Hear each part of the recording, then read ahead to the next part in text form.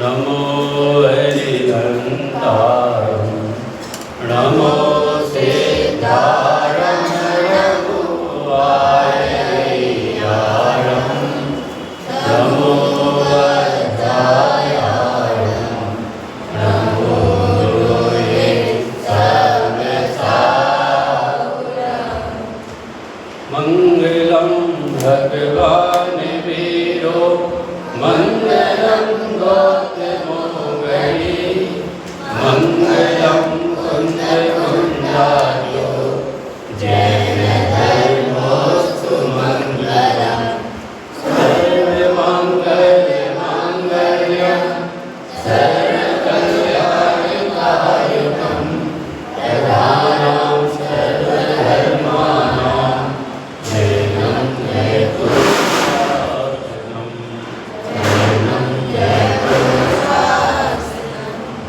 नत्वाजिनेन्द्रगत सर्वदोषं सर्वज्ञदेवं हितदर्शकं च श्रीजयसिद्धान्त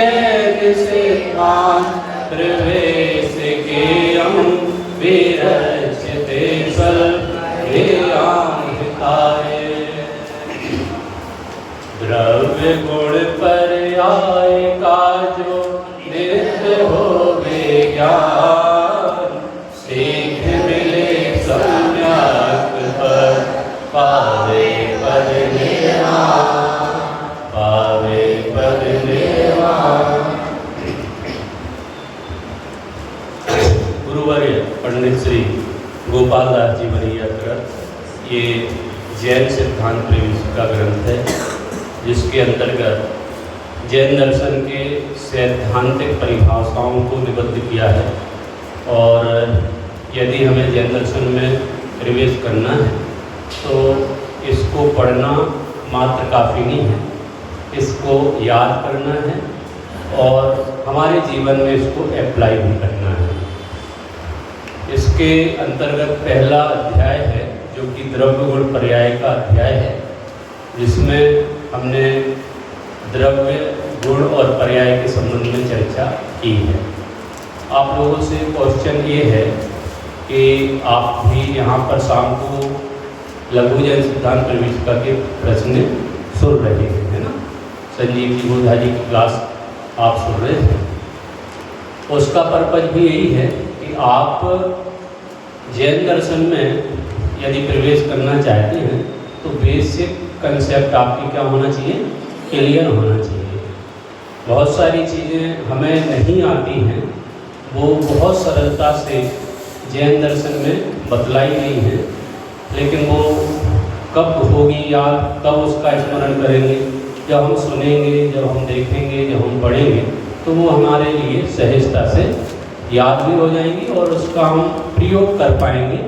जब जब भी हम स्वाध्याय करेंगे तब उन सिद्धांत परिभाषाओं को, स्वरूप को हम क्या करेंगे, उसका प्रयोग भी करेंगे। जब बच्चा जन्म लेता है और आंखें खोलता है तो उसको सबसे पहले क्या दिखता है, क्या दिखता है, नहीं पता, कुछ नहीं दिखता। क्या दिखता है,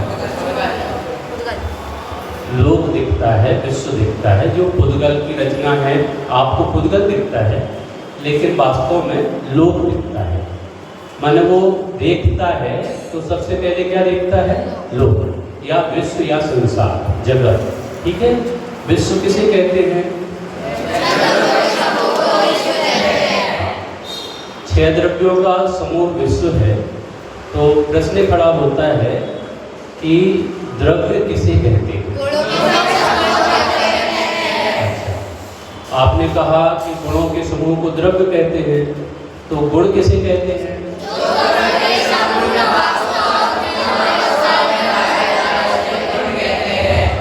कोई एक जन बोलो, ऐसे तो मजा नहीं आएगा। क्या नाम है इसका, अतिशय के बारे में कौन, हाँ, त्रिकांत लिख रहे हो। जो द्रव्य के हर अवस्था और हर प्रदेश में पाया जाए उसको उसको हर लिखा है कि प्रत्येक,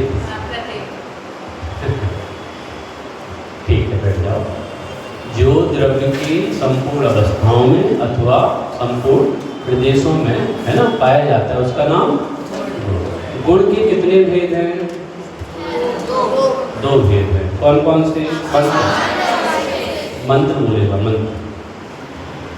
कौन कौन से? अच्छा, सामान्य गुण किसे कहते हैं? मानो तुम बता सकते हो सामान्य गुण? सभी द्रव्यों में पाया जाए वही सामान्य। हाँ, जो सब द्रव्यों में कॉमन रूप से पाया जाता है, सब द्रव्यों में पाया जाने वाला सामान्य। विशेष गुण किसे कहते हैं? हाँ, आगम। जो द्रव्यों में रहकर अपने अपने द्रव्यों में रहकर उसे विशेष गुण कहते हैं। वो सब द्रव्यों में ना रह के अपने अपने पर्टिकुलर, है ना, उसमें रहे, उसका नाम विशेष गुण। ठीक है, बैठ जाओ। अब चूंकि सामान्य गुण अपन ने पढ़े हैं, सामान्य गुण कितने होते हैं? सामान्य गुण 6। कौन कौन से? अस्तित्व,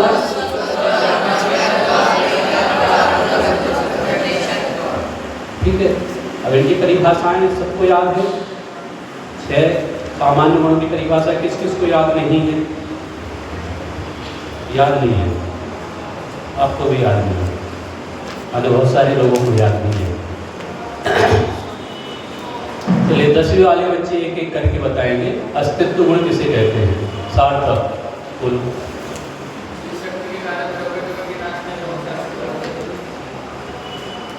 फिर से बोलो। और एक और चीज है ना, नाश नहीं हो तो उत्पन्न भी ना हो। जिस शक्ति के कारण द्रव्य का कभी नाश नहीं होता और किसी से उत्पन्न नहीं होता, उसे क्या कहते हैं? अस्तित्व। जैसी वस्तित्व गुण,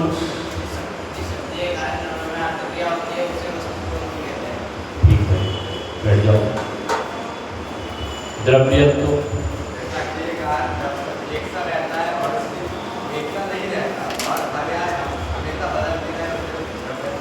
द्रव्यत्व गुण में द्रव्य की अवस्था निरंतर, ठीक, बैठ जाओ। प्रेमियत्व, ठीक है। अगुरलघुत्व, चलो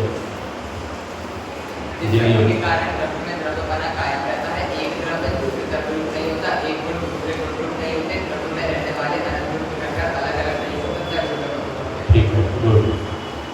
प्रदेशत्व गुण बोलो।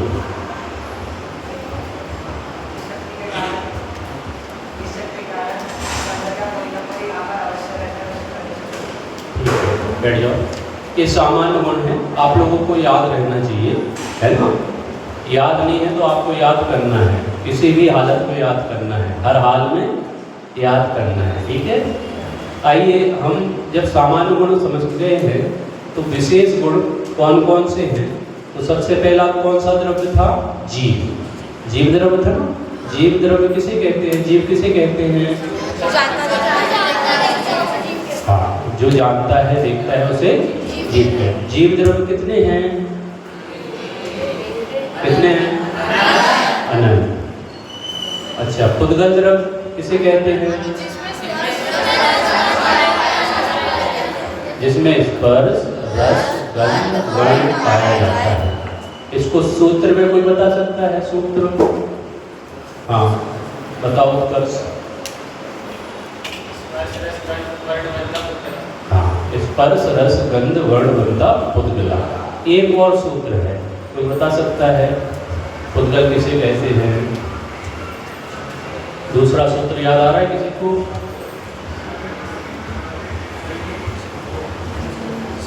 रूपिण पुद्गला।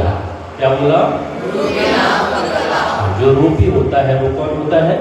पुद्गल होता है, ठीक है ना। याद रखना, ये सब चीजें अपन ने 5वें अध्याय में पढ़ी हुई है ना। अब पुद्गल की कितने भेद हैं? पुद्गल के कितने भेद हैं? 2। कौन कौन से? खुशाल बता रहे हैं, खुशाल बहुत उत्साहित है आज।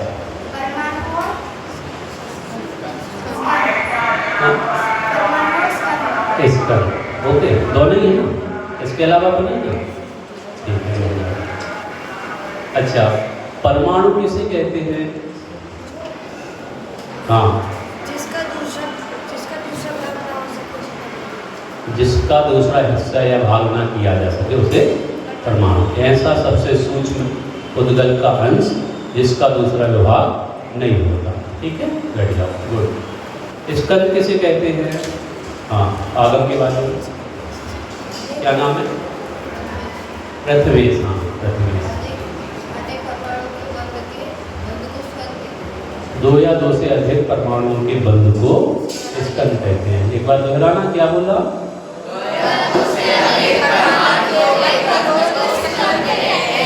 हाँ, अब अपन आते हैं पुद्गल द्रव्य के। अपन ने भेद पढ़ लिए। अब पुद्गल के बाद कौन सा द्रव्य आता है? धर्म। धर्म द्रव्य किसे कहते हैं? धर्म द्रव्य किसे कहते हैं?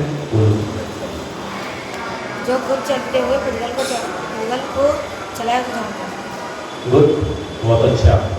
चला जबरदस्ती तो नहीं करता ना? नहीं, जो स्वयं चल रहे हो जीव और पुद्गल, उसमें क्या करता है? चलने में निमित्त होता है। हाँ, सहयोग करता है, निमित्त बनता है। जैसे जल में चलती हुई मछली को जल क्या बनता है? निमित्त बनता है।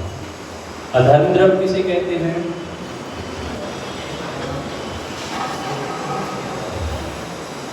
अर्णव।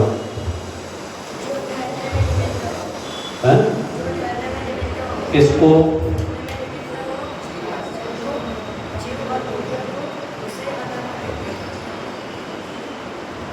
बैठ जाओ। जो ठहरने में निमित्त हो, लेकिन ठहरेगा कौन? जो चलता हो वही तो ठहरेगा। थक जाएगा तो ठहरेगा। उसके लिए उदाहरण क्या दिया था? राहगीर को वृक्ष की छाया, है ना? वो क्या करता है? वृक्ष पकड़ के बिठाता है। क्या करता है? चलते हुए राहगीर को थकान होती है तो वो स्वयं से जाकर वृक्ष के नीचे बैठता है। उसमें अधर्म द्रव्य क्या करता है? निमित्त बनता है, सहयोग करता है। ठीक है ना? अब कौन सा द्रव्य आ गए? धर्म। अधर्म के बाद आकाश। आप कहाँ पे स्थित हो अभी? आपको आधार कौन है? आपके रहने के लिए स्थान कौन देता है? आकाश द्रव्य। ठीक है ना? जीवादि द्रव्यों के रहने के लिए जो स्थान दे उसको आकाश द्रव्य कहते हैं। काल द्रव्य किसे कहते हैं?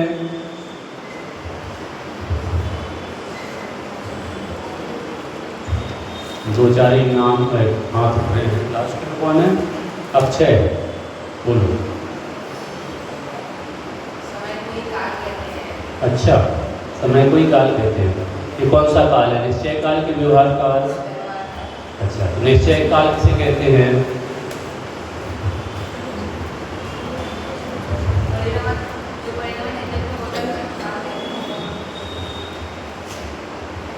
और कोई अतिशय?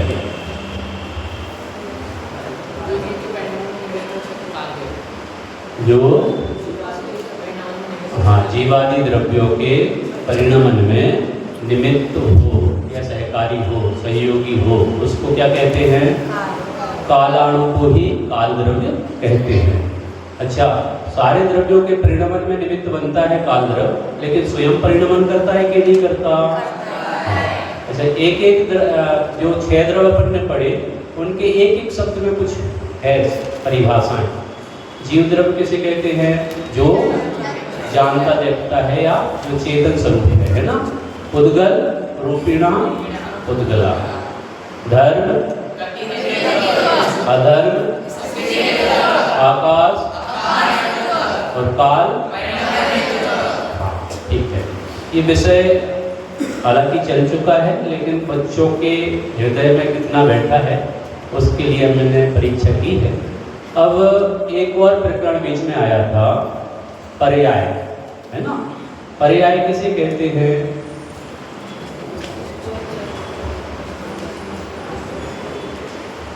बहुत कम बच्चे हैं जो हाथ उठा रहे हैं। बोलो, आती है तुमको? चलो 10वीं वाले। हाँ, पृथ्वी से बोलो। बच्चे गुणों के परिणमन को पर्याय कहते हैं। गुण पर्याय कितने प्रकार की होती हैं? दो प्रकार की होती है। कौन कौन सी, कौन बताएगा? हाँ बोलो। व्यंजन पर्याय और अर्थ पर्याय। व्यंजन पर्याय और अर्थ पर्याय। व्यंजन पर्याय किसे कहते हैं? बोला, पढ़ा है कि नहीं पढ़ा? ये नहीं सुना है ना? कहाँ तक सुन लिया आपने? पर्याय तक। तो पर्याय के भेद तो पढ़े होंगे ना? नहीं, चलो कोई बात नहीं, बैठ जाओ। मैं आपको संक्षेप में बता दे रहा हूँ। पर्याय दो प्रकार की है। कौन कौन सी? व्यंजन पर्याय और अर्थ पर्याय। जो प्रदेशत्व गुण पढ़ा है आपने, प्रदेशत्व गुण के कारण क्या होता है? आकार। द्रव्य का कोई ना कोई आकार अवश्य होता है। वो किसके कारण होता है? प्रदेशत्व गुण के कारण। तो प्रदेशत्व गुण का जो विकार है, विकार माने विशेष कार्य। क्या बोला? प्रदेशत्व गुण के विशेष कार्य को अथवा विकार को क्या कहते हैं? व्यंजन पर्याय कहते हैं। क्या बोला? एक साथ बोलो। ठीक है, व्यंजन पर्याय क्लियर हो गई। व्यंजन पर्याय किसे कहते हैं? ठीक है। अर्थ पर्याय किसे कहते हैं? जो जिसमें प्रदेशत्व गुण का कारण हो, अन्य गुणों के कार्य को क्या कहेंगे? अर्थ पर्याय। प्रदेशत्व गुण को छोड़कर अन्य गुणों के कार्य को, विकार को, विशेष कार्य को क्या कहते हैं? अर्थ पर्याय कहते हैं। जो अर्थ पर्याय होती है वो सूक्ष्म होती है। ठीक है ना? जो गुणों के कार्य होते हैं ना, गुणों के कार्य माने गुण तो बहुत सारे हैं, द्रव्य में अनंत गुण हैं, तो एक एक गुण का भी परिणमन होता है कि नहीं? ज्ञान, दर्शन, सुख, वीर, ये सारे गुण अलग अलग हैं और सबके अलग अलग कार्य हैं। तो एक एक गुण के कार्य का नाम क्या है? अर्थ पर्याय। ख्याल में है ना?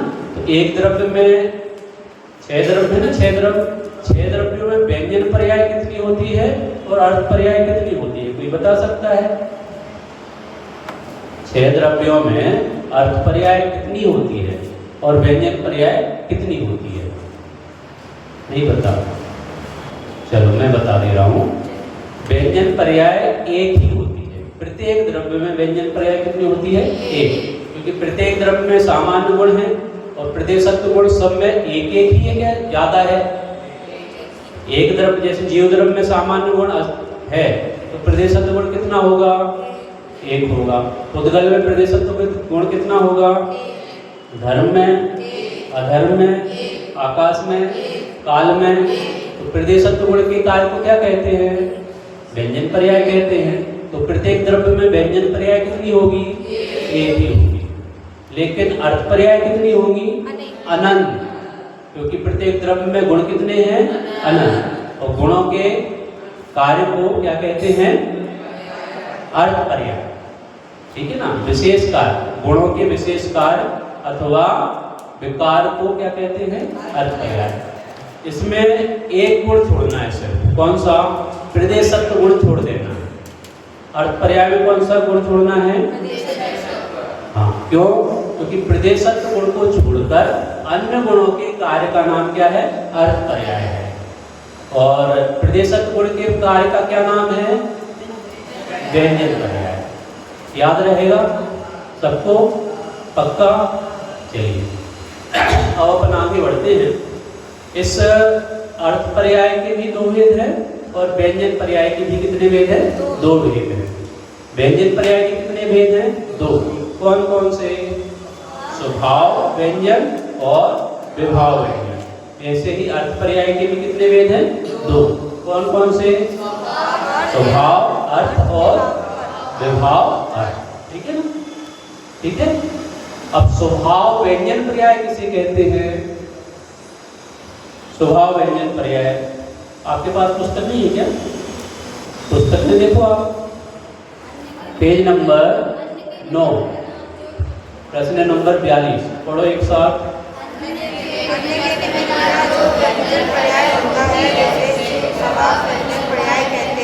एक साथ बोलो, एक साथ।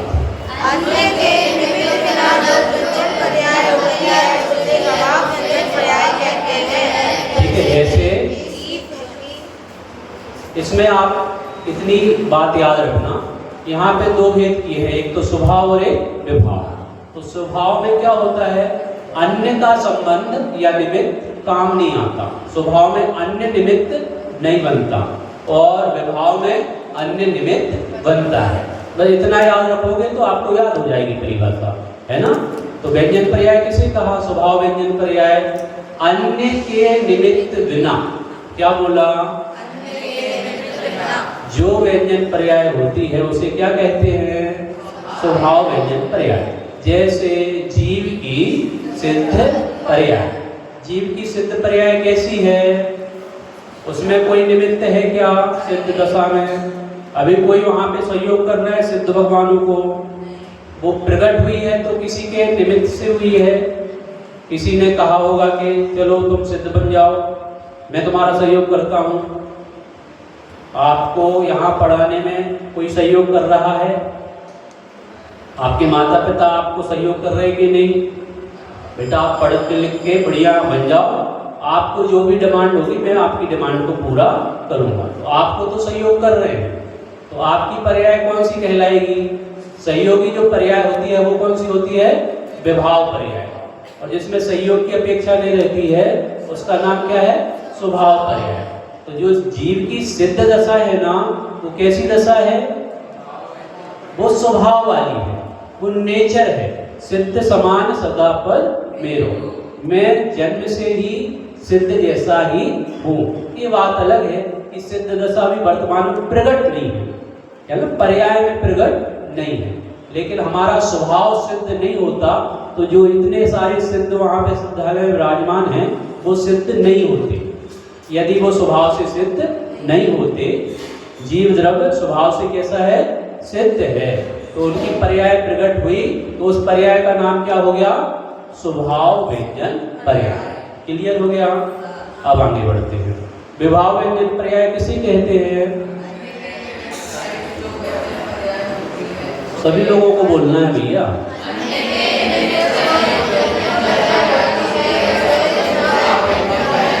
हाँ, यहाँ पे क्या कहा, विभाव पर्याय में अन्य के निमित्त से रहित, क्या बोला, सॉरी सहित, सहित रहित नहीं, स्वभाव में रहित, इसमें सहित, तो क्या बोला यहाँ पे, अन्य के निमित्त सहित जो व्यंजन पर्याय होती है उसे क्या कहते हैं, विभाव व्यंजन पर्याय कहते हैं। इसमें निमित्त के साथ कहा जाएगा, निमित्त सहित, जहाँ पे निमित्त सहित बात होगी वो कौन सी पर्याय होगी, विभाव, और जहाँ पे निमित्त से रहित बात होगी वो कौन सी पर्याय होगी, स्वभाव। स्वभाव पर्याय में किसको लिया था, जीव की सिद्ध दशा को। यहाँ विभाव पर्याय में किसको लिया, नर नारक आदि पर्याय को। इसमें किसने सहयोग किया, आप नरक जाओगे भविष्य में, यदि आप परिणाम कैसे करोगे, क्रूर परिणाम होंगे आपके, आठ रोज परिणाम करोगे आप, तो आपको कहाँ जाना पड़ेगा, नरक में जाना पड़ेगा।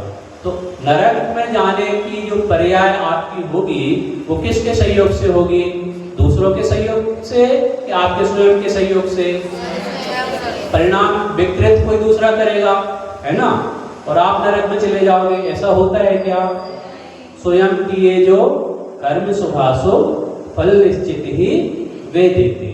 आप यदि शुभ परिणाम करोगे तो आपको शुभ फल मिलेगा, आप यदि परिणाम अशुभ करोगे तो आपको उसका फल अशुभ मिलेगा। तो आपको कहाँ जाना है, स्वर्ग में जाना है कि नरक में जाना है कि मोक्ष में जाना है, मोक्ष में जाना है, मोक्ष में जाना है पक्का सबको। अच्छा, मोक्ष में जाने के लिए कुछ करना पड़ेगा, क्या करना पड़ेगा, मोक्ष में जाने के लिए क्या करना पड़ेगा, मोक्ष जाने के लिए हमें आत्मा को जानना पड़ेगा। यदि हमने आत्मा को जान लिया तो हमारा मोक्ष क्या हो जाएगा, बहुत सरल हो जाएगा, माने हम मोक्ष तक जा सकते हैं।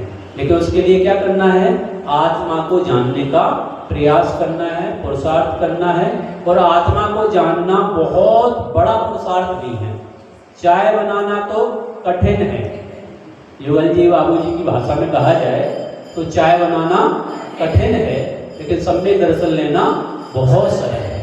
क्योंकि चाय बनाने के लिए क्या क्या जरूरत है?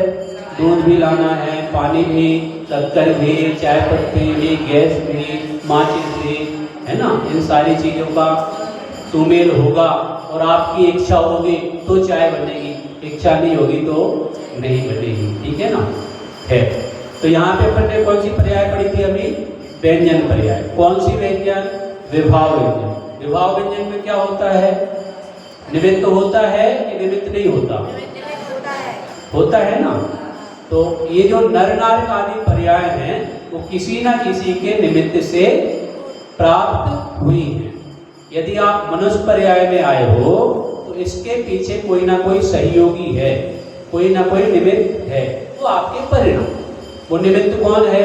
आपका परिणाम, स्वयं का परिणाम, कोई दूसरे का परिणाम नहीं, आपका स्वयं का परिणाम। यदि आपने मंद कसाय और शुभ परिणाम किए हैं तो आप मनुष्य गति में आए हो। यदि आप तीव्र कसाय और आप अशुभ परिणाम करते हो, आत्मरोध परिणाम करते हो तो आपको नरक जाना निश्चित है। यदि आपके अंदर मायाचारी के परिणाम होते हैं तो आप कहाँ जाओगे? त्रियंच में। यदि आप शुभ परिणाम करते हो, तप धारण करते हो, ध्यान करते हो तो आप स्वर्ग भी जा सकते हो। ठीक है ना। अब अपन आगे बढ़ते हैं। अर्थ पर्याय किसे कहते हैं? अर्थ पर्याय किसे कहते हैं? पढ़ो जरा।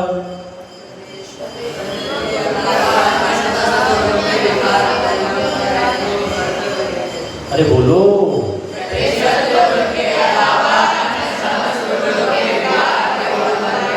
हाँ, प्रदेशत्व गुण के अलावा अन्य समस्त गुणों के विकार को अथवा विशेषकार को क्या कहते हैं?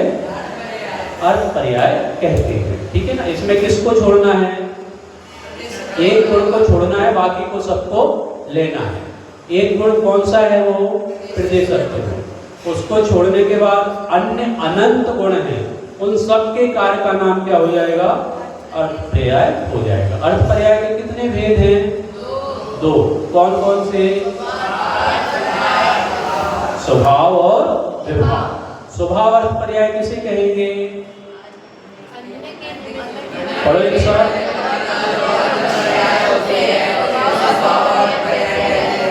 हाँ, क्या लिखा है? अन्य के निमित्त बिना जो अर्थ पर्याय होती है उसे क्या कहते हैं?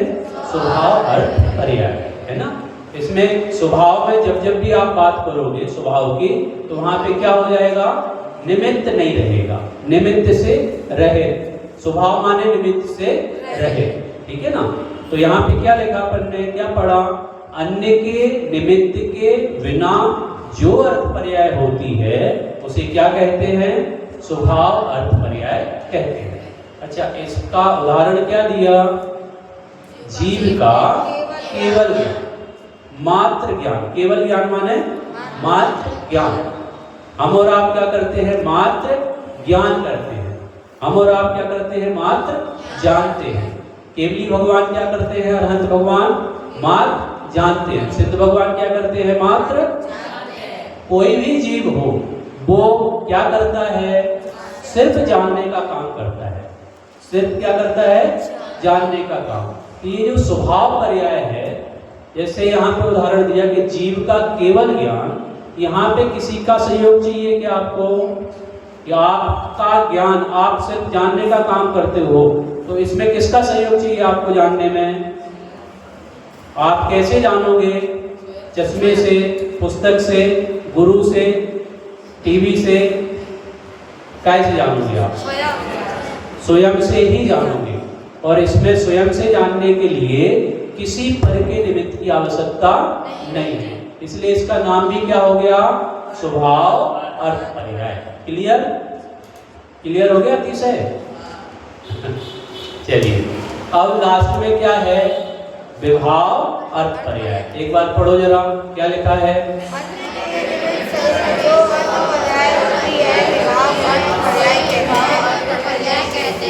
फिर से बोलो, फिर से बोलो अच्छे से।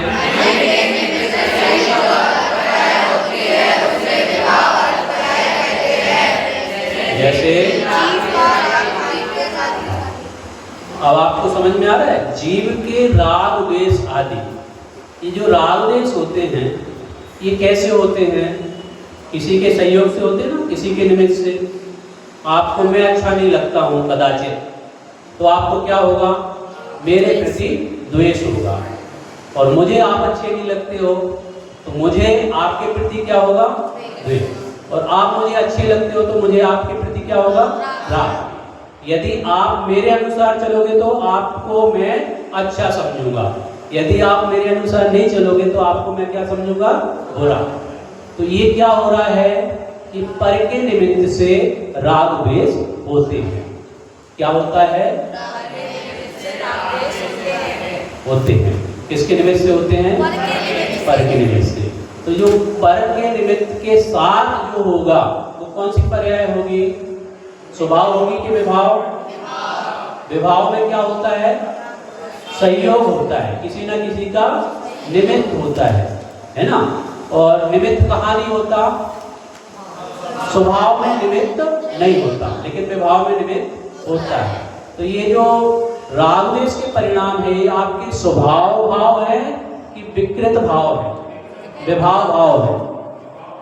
अरे बोलो, ये आपकी निजी प्रॉपर्टी है क्या राग द्वेष? कि किसी के सहयोग से आई है? आपका नेचर तो ज्ञान और दर्शन है, लेकिन यदि आप विकृत परिणाम वाले दिख रहे हो, आप क्रोध वाले दिख रहे हो, आप मान वाले दिख रहे हो, यदि आपके अंदर में मायाचारी है, यदि आप लोभ रूप प्रवृत्ति कर रहे हो, आप हिंसा झूठ चोरी कुशील परिग्रह रूप प्रवर्तन कर रहे हो, तो इन सब में क्या कारण है? क्यों आप हिंसा कर रहे हो? क्यों आप झूठ बोल रहे हो? क्यों आप क्रोध कर रहे हो? क्यों आप माया कर रहे हो? क्या रीजन है? कोई ना कोई सहयोग। बिना सहयोग के काम नहीं होंगे। आप यदि मायाचारी करोगे तो किसी न किसी के निमित्त से करोगे, यदि आप क्रोध करोगे तो किसी न किसी के निमित्त से करोगे। अपने आप स्वयं क्रोध आता है क्या? किसी को क्रोध देखा जाता है ना, क्रोध गुस्से में है कोई, तो गुस्से में क्यों है? अपने आप उसको मजा आ रहा है क्रोध करने में, अपने आप क्रोध कर रहा है। जैसे हंसना होता है ना, हंसना, आप हंसते हो तो ये भी क्या है? कसाय। और ये हंसना भी किसी न किसी के निमित्त से होगी, है ना। तो ऐसे ही राग द्वेष जो भी हैं, राग द्वेष आदि कितनी कसाएं हैं? 25। कितनी है? 25। कभी सुना है नाम 25 कसायों का? कौन बताएगा? नाम तो सुना है पंडित जी, लेकिन याद नहीं है। 16 कसायों के तो नाम आते हैं ना, 16 कसाय। बोले 16 कसाय कौन सी हैं? हमने तो 4 ही सुनी है, क्रोध मान माया लोभ। अब 16 कहाँ से आ गए? एक जन कोई खड़ा होकर बोलो, तनिष पीछे क्या कर रहे हो यार, बोलो। हाँ, फिर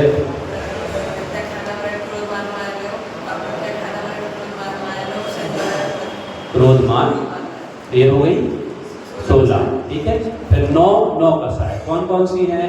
हास्य,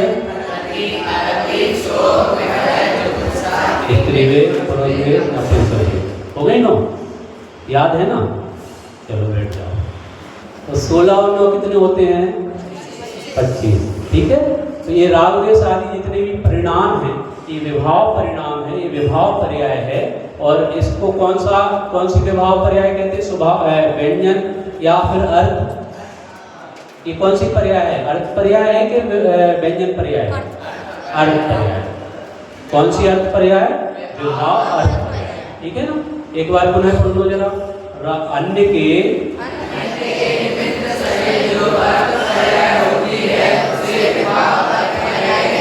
हाँ, ठीक है।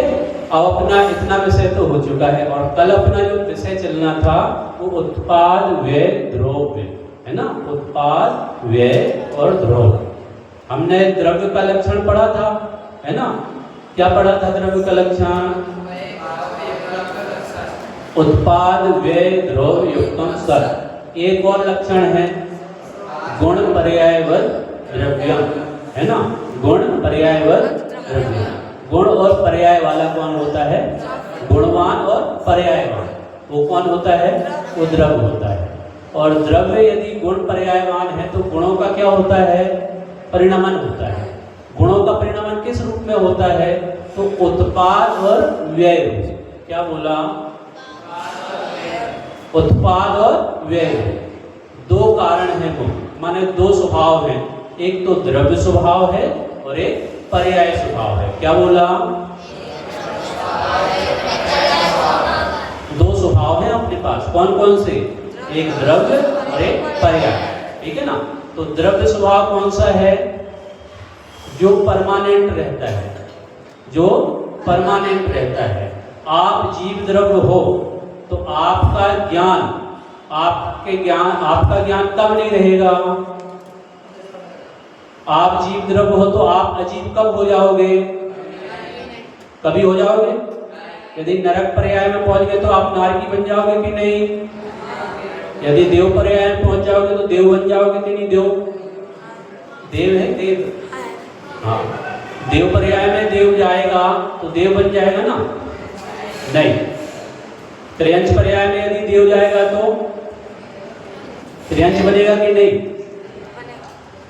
माने कोई भी पर्याय में जीव क्यों ना चला जाए, उसमें जीव नाम का जो द्रव्य है वो कायम रहेगा।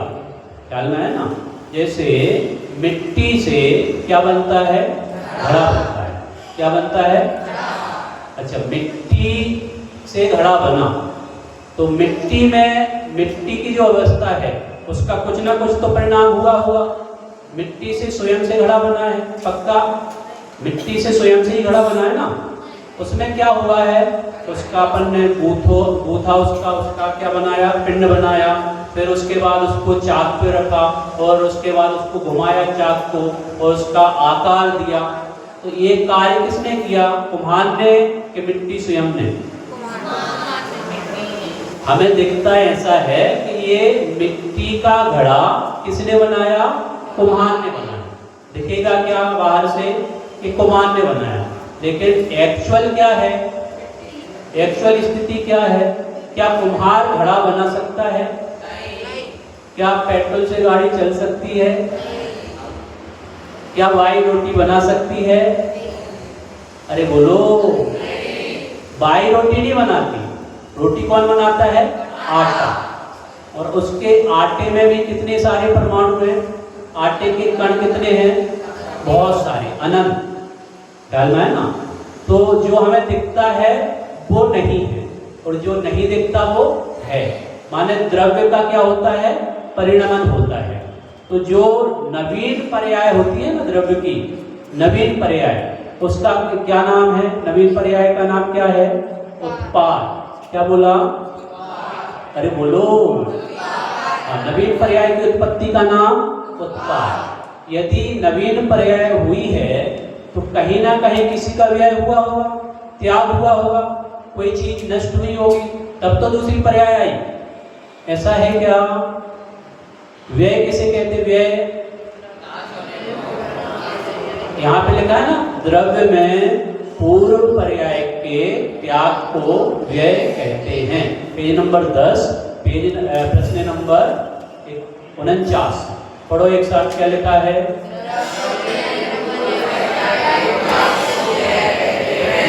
द्रव्य में पूर्व पर्याय का व्यय। ठीक है। अब द्रव्य में क्या बोला? द्रव्य में, ठीक है ना। तो कहाँ परिणमन होता है? द्रव्य में परिणमन होता है। अब द्रव्य ही क्या बनता है? जैसे मिट्टी था, मिट्टी घड़े रूप परिवर्तित हुई, तो वो जो पिंड रूप अवस्था थी ना मिट्टी की, जो मिट्टी का गीले रूप जो अवस्था थी ना, मिट्टी को अपन ने खेत से लेके आए, उसको गीला किया, उसको क्या किया? मिक्स किया, उसके बाद जो उसका पिंड बना, तो जो पिंड रूप अवस्था थी उसका क्या हुआ? व्यय। और जो घड़े रूप अवस्था है उसका क्या हुआ? उत्पाद। तो उत्पाद किसका हुआ?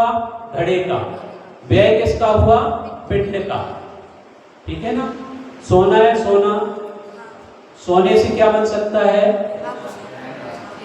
उससे चैन भी बन सकती है, उससे कुंडल भी बन सकते हैं, उससे अदपोस, कड़ा, क्या बोलते हैं, ब्रासलेट, है ना। क्या क्या बन सकता है सोने से? बहुत कुछ बन सकता है, ख्याल में ना। तो जो सोना था, सोने में से आपको लॉकेट बनाना है, तो सोने का क्या होगा? सोने की पर्याय जो है वो लॉकेट रूप परिवर्तित होगी कि नहीं होगी? होगी। लेकिन जो डल्ली वाला सोना था ना, एक छोटा सा कण, इतना सा कण था सोने का, उसको हमने क्या किया? अग्नि में तपाया, उसको लिक्विड रूप फॉर्म दिया, उसके बाद उसको सांचे में ढाला, तो वो क्या बन गया? लॉकेट बन गया। तो लॉकेट की पर्याय जब हुई उत्पन्न, तो उसमें डल्ली रूप सोने का क्या हुआ? नाश हुआ, व्यय हुआ, ख्याल में है ना। लेकिन जो लॉकेट है उसमें सोना है कि नहीं? चैन में सोना है कि नहीं? बोले तो सोना तो सब जगह है। आपके स्कूल में भी सोना है, आपकी क्लास में भी सोना है। एक हमारे बच्चा है, कौन, क्या नाम उसका? हाँ, ये सब जगह सोना प्राप्त करता है। हर जगह कोचिंग में बैठाएंगे तो वहां वो सोएगा, सोना उसको बहुत प्रिय है। तो सब जगह उसके क्या है? सोना है। आपके लॉकेट में भी सोना है, चैन में भी सोना है ना, कंगन में भी सोना है, कुंडल में भी सोना है, सब जगह सोना है। तो सोना क्या है? नित्य, अवस्थित, ध्रुव, एक, ठीक है ना। उसको क्या बोलते हैं? ध्रुव्य। जो परमानेंट कायम रहता है ना, उसका नाम क्या है? ध्रुव्य। माने सोना हर जगह है। अब उसकी पर्याय चेंज हुई है, तो पर्याय चेंज, एक नवीन पर्याय आई तो उसका नाम क्या होगा? उत्पाद। और एक पुरानी पर्याय का व्यय हुआ, हमने लॉकेट से क्या बनवाई? हमने चैन बनवाई। तो लॉकेट रूप पर्याय का क्या हुआ? व्यय। और चैन रूप पर्याय का क्या हुआ? उत्पाद। माने नवीन पर्याय जब होती है तो कोई ना कोई पर्याय का क्या होता है? नाश होता है, ख्याल में है ना। लेकिन उसमें क्या रहता है? कायम। उसमें कायम क्या रहता है? सोना कायम रहता है। चाहे आप लॉकेट बनवा लो, चाहे आप चैन बनवा लो, चाहे आप अंगूठी बनवा लो, चाहे आप कंगन बना लो, चाहे आप कुंडल बना लो, चाहे आप XYZ कुछ भी बना लो, ठीक है ना।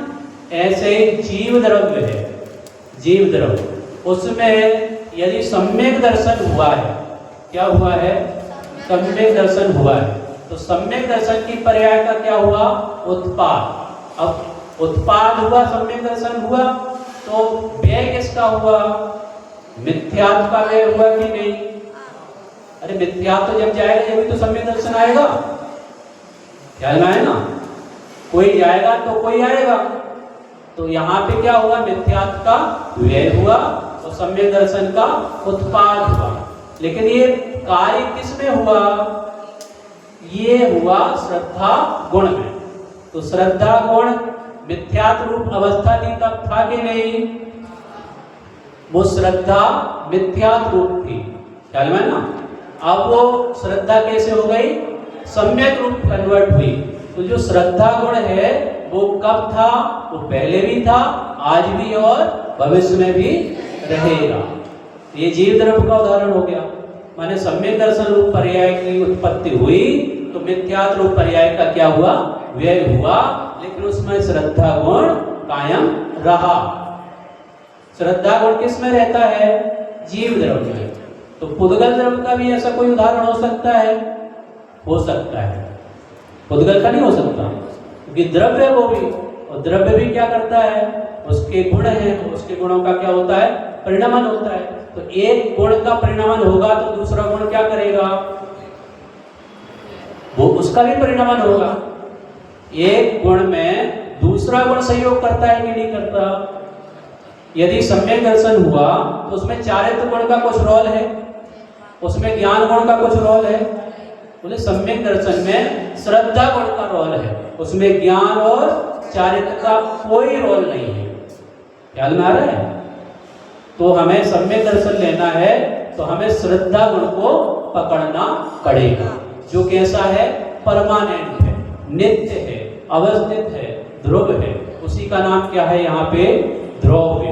अब ध्रुव्य की परिभाषा अपन पढ़ते हैं, समय हो रहा है अपना। एक अपन ने ध्रुव्य की जब परिभाषा पढ़ी, एक बार पढ़ो जरा, क्या है? प्रत्यभिज्ञान के की कारणभूत द्रव्य की किसी अवस्था, इसमें जो नया वर्ड आया ना प्रत्यभिज्ञान, क्या बोला? हाँ, इसका क्या मतलब है? इसमें प्रत्यभिज्ञान का मतलब ये है कि हमने पहले किसी को देखा, हमने पहले मानव को देखा, बहुत पहले देखा था, और आज भी हमने मानव को देखा, ठीक है। पहले वो छोटा था, अब थोड़ा बड़ा हो गया है, लेकिन जो हमने मानव को पहले देखा था और आज देखा, तो हमें एकदम से क्या लगा? ये वही है। क्या है? ये वही है। तो जो वही वाला जो ज्ञान है ना, वही है। तो जो हमने तुलना की, अब इसमें चेंज भी हुआ है। हालांकि इसमें क्या हुआ है? चेंज। पहले जो था मानव वो छोटे रूप में था, अब थोड़ा बड़ा हुआ है, अब थोड़ा बोल रहा है, अब थोड़ा खेल रहा है, अब थोड़ी उसमें एक्टिविटी दिख रही है। तो जो पहले था वो आज है, ख्याल में ना, पहले था ना जो, वो आज है। तो जो मैं जो बोलूंगा ना कि मैं मानव को देख रहा हूं, यह वही मानव है। क्या बोला? ये वही मानव है। तो जो तुलना की ना, ये वही है। इसी का नाम क्या है? प्रत्यभिज्ञान। क्लियर? समझ में आया? ये वही है। मैंने पहले जो था और आज जो है, उसमें जो तुलनात्मक ज्ञान हुआ, उसमें जो जोड़ रूप ज्ञान हुआ, उसमें जो हमने ये जाना कि वही है, इस प्रकार का जो जानना है ना, उसी का नाम क्या है? प्रत्यभिज्ञान। प्रत्यभिज्ञान, ज्ञान तो कॉमन है, लेकिन वो वही है, ऐसा जो ज्ञान है उसी का नाम प्रत्यभिज्ञान। तो जो पर्याय आज वर्तमान में मनुष्य की है, तो मनुष्य की पर्याय में जीव क्या है? जीव ये द्रव्य है। जीव क्या है? द्रव्य। ये कहीं भी जाएगा, नरक में जाएगा, देव में जाएगा, त्रियंच में जाएगा, मनुष्य में जाएगा, निबोध में जाएगा, कहीं भी जाएगा, तो उसमें जीव कॉमन रहेगा कि नहीं?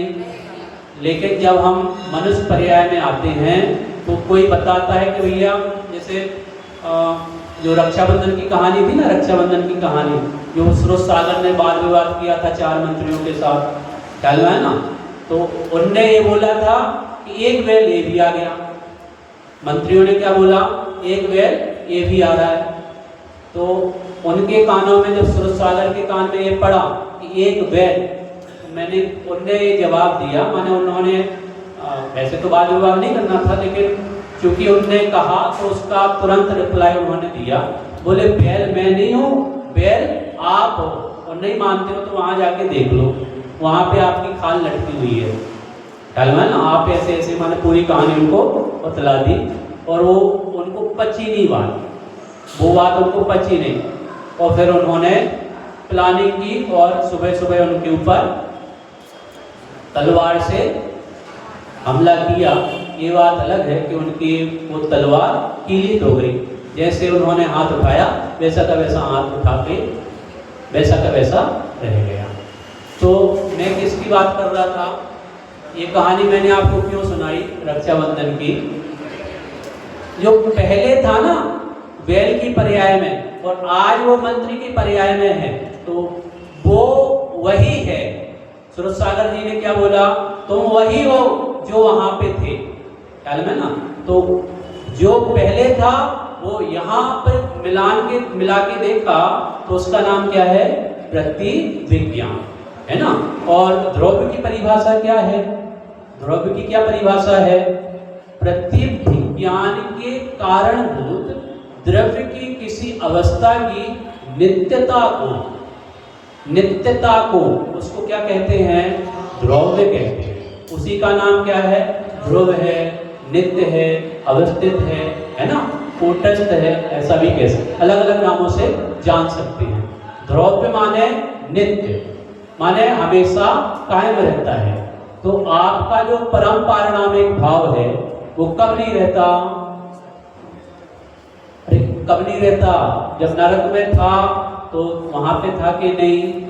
नरक में भी था पारिणामिक भाव, ठीक है, जो कभी चेंज नहीं होता, पारिणामिक चेंज नहीं होता, वो हमेशा कायम रहता है, ध्रुव रहता है ना, अनवरत रूप से चलता है। वो नरक अवस्था में भी था, वो त्रियंच अवस्था में भी था, वो देव अवस्था में भी था, वो आज वर्तमान में मनुष्य पर्याय में भी देखा जाता है। देखा जाता माने जीव द्रव्य में कायम है, वो जीव द्रव्य कायम है। तो इस प्रकार से उत्पाद, व्यय और द्रव्य, ये तीन चीजें जिनने समझ ली, उसने क्या समझ लिया? द्रव्य को समझ लिया। और जब ये बात अपन देखते हैं कि उत्पाद और व्यय ये किस समय होती है? एक समय बाद कि एक ही समय में होती है? यदि कोई पर्याय नवीन उत्पन्न हुई है और कोई पर्याय का व्यय हुआ है, तो दोनों चीजें एक समय में हुई है कि दोनों अलग अलग समय में हुई है? इसमें समय भेद नहीं है। जिस समय आपकी नवीन पर्याय का उत्पाद हुआ, उसी समय क्या हुआ? पूर्व पर्याय का व्यय हुआ। ख्याल में है ना? समय भेद नहीं है, इस बात का आपको ध्यान रखना है। नहीं तो आपको ऐसा लगेगा कि एक पर्याय गई और दूसरी पर्याय आई और अलग अलग समय में, एक समय पहले दूसरी पर्याय थी, एक समय बाद दूसरी पर्याय आ गई। तो ये समय भेद नहीं है, एक समय में ही उत्पाद होता है, एक समय में ही व्यय होता है। और उत्पाद व्यय होने के बावजूद भी उसी समय द्रव्य क्या रहता है? कायम रहता है। इस प्रकार से उत्पाद, व्यय, द्रव्य युक्तम सत और सत द्रव्य लक्षण, ये हमारा लक्षण है, ये हमारी पहचान है। सत हमारा क्या है? लक्षण। सत हमारी क्या है? पहचान। द्रव्य किसे कहते हैं? द्रव्य किसे कहते हैं? सत द्रव्य लक्षण। जो सत होता है, जिसका अस्तित्व होता है, उसी का नाम सत है। और सत का है क्या है? द्रव्य का, द्रव्य की पहचान है। और सत किसे कहते हैं? उत्पाद, व्यय, द्रव्य युक्तम सत। जो उत्पाद वाला हो, जो व्यय वाला हो, जो द्रव्य रहे, उसी का नाम द्रव्य है। उसी का नाम क्या है? द्रव्य। द्रव्य कहो या सत कहो, ठीक है ना? इस प्रकार से अपन ने चर्चा की है, शेष चर्चा अपन कल करेंगे।